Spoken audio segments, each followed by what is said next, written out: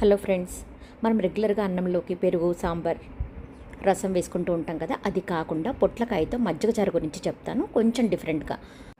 ముందుగా పొట్లకాయను చిన్న ముక్కలుగా కట్ చేసుకుని స్టవ్ మీద ఒక గిన్నెలో ఒక గ్లాస్ వాటర్ పోసి దాంట్లో కట్ చేసిన ముక్కలను వేసుకుని కొంచెం సాల్ట్ వేసుకుని ఉడికించుకోవాలండి. అది ఉడికేలోపు మనం జార్లో పుట్నాల పప్పు, కొబ్బరి, కొంచెం సాల్ట్, వెల్లుల్లిపాయలు, కొత్తిమీర, పచ్చిమిర్చి, ఆవాలు, పసుపు వేసి గ్రైండ్ చేసుకోవాలి. అంతలోపు ముక్కలు ఉడికాయేదో చూసుకోవాలి. మెత్తగా గ్రైండ్ అయిన దాంట్లో 2-3 స్పూన్ల పెరుగు, అంటే తగినంతండి, మనం ఎంత చేసుకోవాలనుకుంటున్నామో అంత, కాస్త వాటర్ కూడా వేసుకుని మెత్తగా గ్రైండ్ చేసుకోవచ్చు. అది ఒక గిన్నెలోకి ట్రాన్స్ఫర్ చేసుకుని నీళ్ళల్లో ఉడికించుకున్న పొట్లకాయ ముక్కలను కూడా చల్లార్చి వీటిలో కలుపుకోవాలి.